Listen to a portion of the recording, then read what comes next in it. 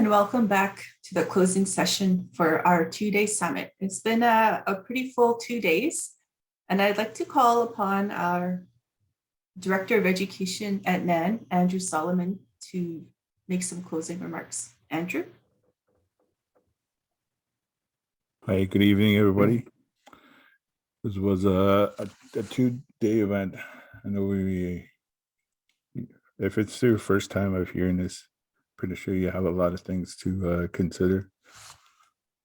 And that when you consider everything, I hope you come to a realization that this work that needs to be done is going to be led by you. And the work that needs to be done, you are the expert. We look to use to bring that knowledge to us. And all we do simply is put it together for you. As Angie said at the beginning, we have to do it together in order to be successful in what we want to do. And that's to run the education, have it our way, the education system, ensuring that the language stays, is not lost, ensuring our culture stays and it doesn't disappear. After all, what are we if we don't have culture and language? We become the mainstream of Canadian society. The other thing that I want to acknowledge is the 7 youth inquests. Getting that work done properly using the seven grandfather teachings. Important is just because for the next 7 generation, that it does not happen again, not to repeat itself. When I listen to everybody, listen to the work that needs to be done, the focus has been on this COVID. And I think what we need to do is work with the NAN departments, other departments, to have another get together with everybody to do best practices. What have we learned through this COVID, the pandemic? Because what I could see is that there's other things that's going to impact the work that we're going to do, such as climate change, the war that's happening right now, the increase on the everything, cost of living. Those are the things that we need to work on also as we go forward. But we need to look at best practices. And I think that's what the Deputy Grand Chief Narciso talks about, best practices, looking at best practices. And I really appreciate Deputy Grand Chief bringing that. And I think that that's where we need to go in ensuring that using those best practices in order to fulfill what we want with the education system. With that, I want to say, have a great evening, everyone. I look forward to working with every one of you in this future, in the coming months, and what we're going to develop. I think it's just a start, and I'm pretty sure that I'm hoping that you feel empowered as how I feel today.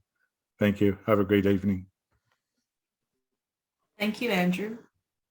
Next, I'd like to call upon Deputy Grand Chief Bobby Narcisse to give some closing comments. Deputy? Bonjour, Watier. It's your Deputy Grand Chief Bobby Narcisse here. Thank you. I'd like to just acknowledge our Director of Education and also his team and our elders for putting on this event these past couple of days and whatnot.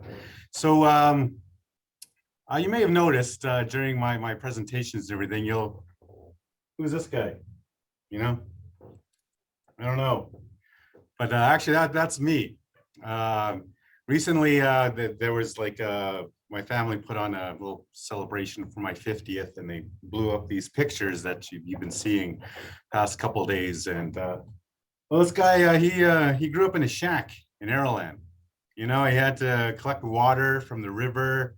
chop wood and stuff. And he's come a long way, I think. So sometimes we have to always look at where we come from and what's been happening and build on experiences that we've had. And it goes to show with respect to our education and our systems and everything. And, we always tend to what has worked and what needs to improve. And also looking at the things of like what we have, what we need, and what we want to develop our education systems within our communities. And it's really important. I know I really acknowledge and congratulate all the presenters. I was here during the week, during the past couple of days. And I know that there were some comments regarding the platform that we're using and stuff. And we got some messages saying that, we wish we had more opportunity to interact, but I know that, we will have other opportunities to get together and have those conversations as well together. I think this was another good restart. It's a new fiscal. It's our team is getting together as well, and our staff and our director has been saying that the work's going to continue. It's going to we have a lot of work ahead of us, and it goes to show with all the presentations that happened the past couple of days on all these different variables we need to take into consideration as we move forward in the very important work that we're doing with education, jurisdiction, and how we're going to be evolving our own education systems that meet the needs of our community members. And also it is community based, and celebrating our culture, celebrating our languages, celebrating our beliefs, our regional differences as well. We'll have to take into consideration all those areas. But also at the same time too, when we're going to negotiate and moving ahead with this, we have to know we are like representing our treaty partners, our rights holders, and moving ahead with this. We heard that, it's very important in terms of holding both levels of government accountable for their fiduciary responsibilities to our children, youth, and families, and our leadership and the First Nation on whom we serve. So like I said, the work continues. I'm very excited in terms of hearing from all of you. I know we wanted to have more opportunities to hear from our different regional education bodies as well that we didn't really have an opportunity to showcase today. But we're going to be working with our team here and working with our partners.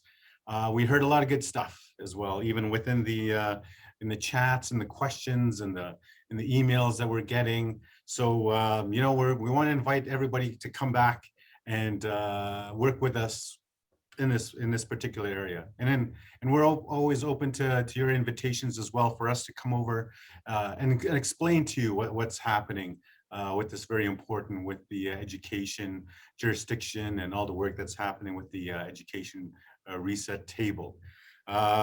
We'll be doing our due diligence as well to ensure that we hold the federal government and the Crown accountable to ensure that there is a NAN specific process, that we have the decision makers that are there to ensure that they give us and our leadership and our communities and our children the level of respect that they deserve to have and create and evolve an education system that is reflective of the diverse beauty and needs of our community members and children.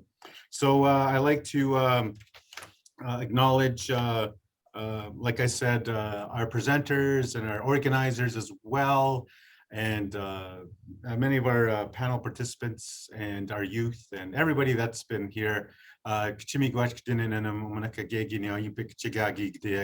So it's very good that we heard some of your voices as well, and I look forward to the many sessions that we're going to be having regarding this, and hope to be visiting your communities sometime soon and your organizations so we could really truly get your perspectives on the pathway forward for this education reset table.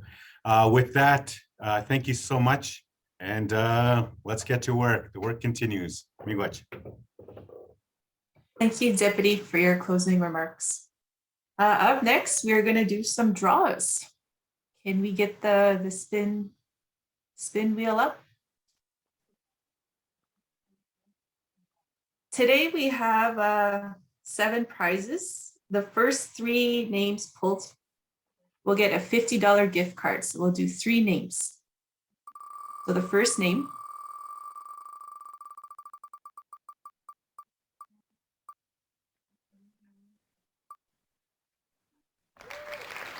like Nico Oyakawa.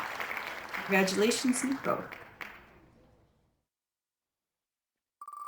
The next name for $50.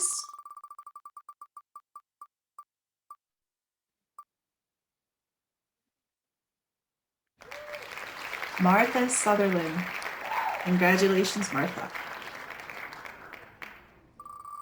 Next one for another $50 gift card.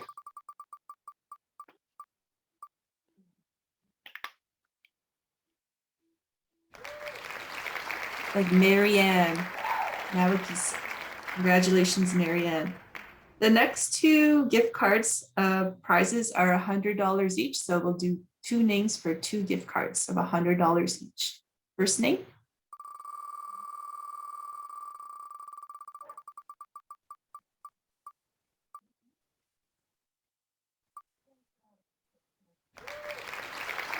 Desta Baswa. Congratulations, Desta. Another name, $100 gift card.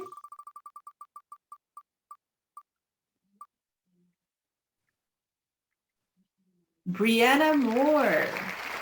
Way to go, Brianna.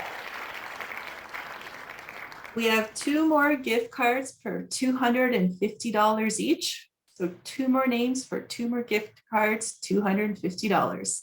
And the first name is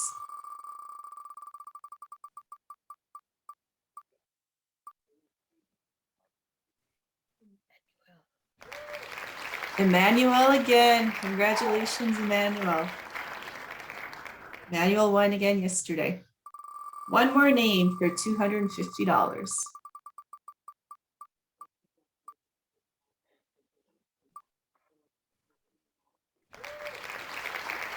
Joan Linklater. Congratulations, Joan.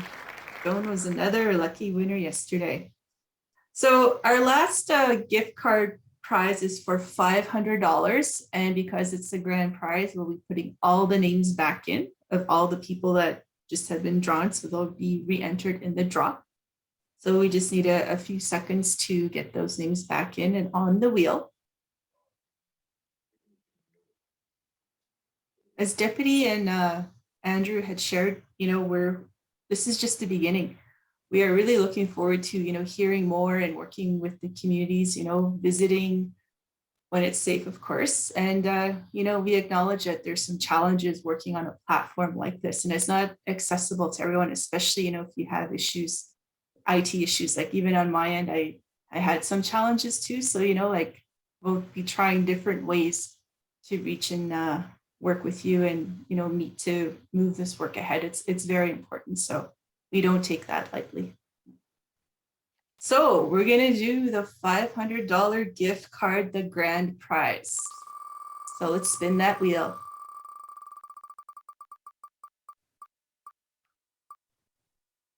And the winner is Anna Fern Kakigamic. Congratulations, Anna Fern. I want to thank, that's it. Okay, stressed me out. I know we didn't have another gift card. That was it. All right. I want to thank you all for participating in our code words for the sessions. We're going to begin our closing ceremonies now. And I'd like to call upon Elder Helen Cromarty to close with a prayer and some words. Elder Helen? Okay, thank you. Very interesting and very educational, these sessions. Normally I try to stay on, but I have other calls But you know, education is not just in a school, and there are other places that we need to go. In 2016, I had dedicated my in accepting the doctorate of science from Lakehead University to the youth, the young people. And I had said, you know, it's not just being in a classroom. It's also being out on the land, and or traveling and meeting people. That's part of the education of life. And those are many of the things that will be included in your life. So you know, having to learn how to function in society, having to learn, and every day you try to learn something new. Every day, I do the same thing. My father, before he passed on, he was 92 when he passed away. But he always used to say, I learn something new every day. I have learned and I am prepared to go see my maker. And he started saying that when he was 88, coming to see me. He used to come and visit me here in Thunder Bay. And he'd say, I have learned and I will accept it. And he said, you know, he's made me strong. He guided me through all the times of living off the land. While he did a lot of trapping and hunting and fishing, he did live off the land. And back in those days, the tractor trains. And we think of the winter roads, you know, how the supplies get up to the communities. Well, he and his brother and even my father-in-law, Isaac Cromarty, they worked on tractor trains across the north, right into Manitoba. But a lot of things that they learned working off the land also, learning about how, when and where it is safe to travel. That in early March is when the ice starts to weaken from underneath. So early March is a vital time to get the last of the supplies. And those are things that we remember, that we pass on as you live off the land. That's the greatest classroom you have. And that's what he always said. This is the greatest classroom you have because you have everything. You have your medicines in the plants and the water. You have your medicines there.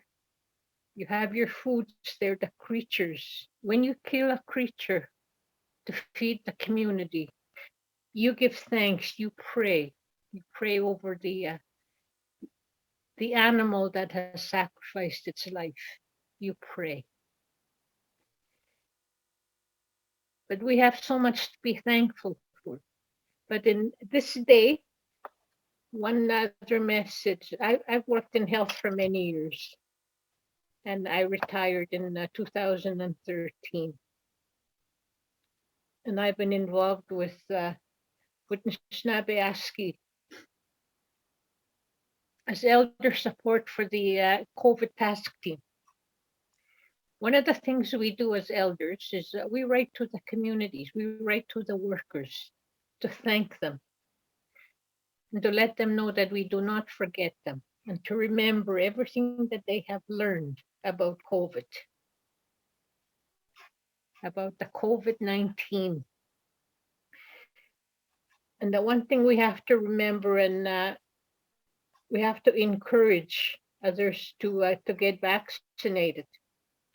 So one part of the message that we sent was that, you know, although nobody is certain when the pandemic will be over, every person who takes the vaccine for protection from the virus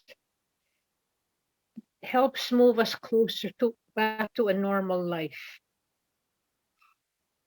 And just think, everybody wonders, what is the normal life these days? And it's going to be different. But to also know and to remember that every COVID infection, every time somebody gets sick with the virus, that gives the virus a chance to mutate, to develop differently. So now we're going into, we are in wave 6. And the viruses that have come, the Omicron, are very, very transmissible. So for every time that there is an infection, so we remember that being vaccinated prevents the development of more variants. So if we pass on that message, because the pandemic has